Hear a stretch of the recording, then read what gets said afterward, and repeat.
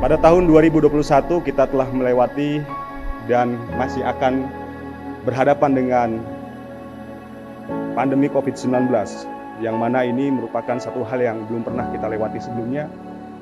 Dan menariknya, sumber krisis daripada apa yang terjadi pada hari ini begitu dinamis, karena virus bisa saja naik dan turun, kemudian tanpa sulit untuk diprediksi begitu.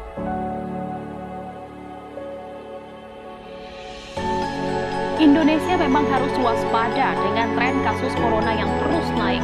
Kemarin, angka kematian akibat COVID-19 di Indonesia menjadi yang tertinggi se-Asia Tenggara. Jumlah angka kematian harian lebih tinggi dari Malaysia yang mencapai 100. Tahun 2021 yang lalu merupakan uji coba resiliensi Indonesia, yang mana kita pada akhirnya berhasil bangkit dari jeratan krisis. Dan ini merupakan sinyal yang baik untuk pemulihan ekonomi nasional maupun global. Untuk itu, pada tahun 2022 ini merupakan pembuktian penanganan pandemi, karena ini akan menentukan kredibilitas Indonesia dalam menjalankan tugasnya sebagai presidensi G20. Dan ini juga sejalan dengan maqasidus syariah, yakni tidak hanya hifdzuddin, tidak hanya menjaga agama, tapi juga hifdzun nafas, menjaga nyawa dan jiwa, dan juga hifdzul mal, menjaga ekonomi harta benda bagi para pemeluknya. Untuk itu, presidensi G20 ini merupakan momentum bagi Indonesia untuk unjuk gigi dalam memimpin pemulihan ekonomi dunia. Untuk itu, pergerakan mahasiswa Islam Indonesia sangat mendukung pemerintah setidaknya dalam 3 isu. Yang pertama adalah kesehatan. Kita pada tahun 2021, kelompok OKP Cipayung Plus sudah membuktikan bisa berkolaborasi, bersinergi dengan stakeholders, baik itu Kapolri, TNI, Kementerian Kesehatan, dan lain sebagainya, menjadi garda terdepan dalam melaksanakan giat vaksinasi untuk sektor kemahasiswaan dan masyarakat kampus. Untuk itu dalam tahun 2022 kami juga siap untuk mensupport terus peningkatan pelayanan kesehatan maupun juga vaksin booster yang mulai pada bulan ini digalakkan di Indonesia.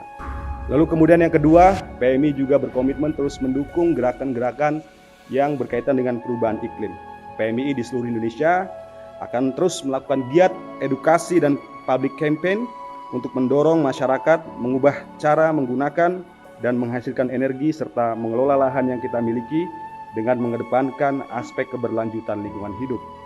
Lalu berikutnya, PMI juga mendukung penuh pemerintah untuk mengatur minimum tax rate, yakni perpajakan internasional yang mengatur pajak minimum pada perusahaan multinasional dimanapun ia beroperasi, sehingga ini juga bisa menunjukkan keberpihakan negara Indonesia kepada sektor UMKM dan juga pengusaha lokal di tingkat nasional.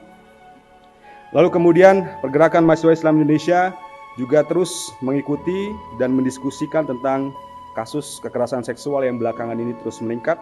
Untuk itu PMI akan selalu menjadi garda terdepan dalam mendorong pengesahan RUU TPKS, tindak pidana kekerasan seksual.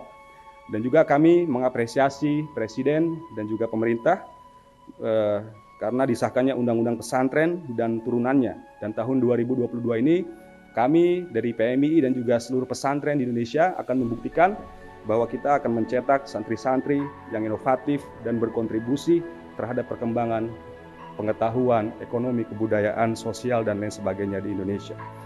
Terakhir, sebelum penutup, bahwa pandemi juga kita harus mengantisipasi terjadinya democracy backsliding.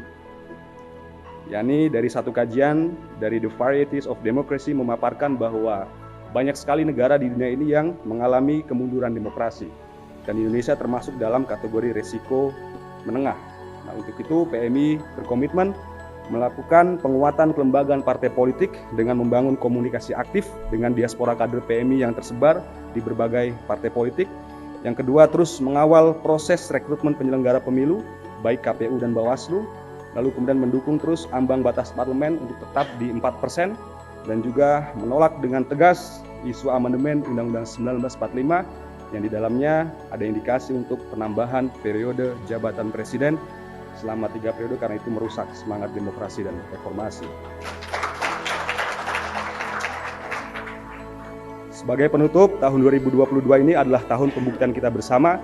Mari kita buktikan, kita seluruh anak bangsa, mahasiswa, kepemudaan, aktivis, dan sebagainya, bergotong royong untuk kebangkitan Indonesia yang substansial, tidak hanya prosedural dan administratif belaka.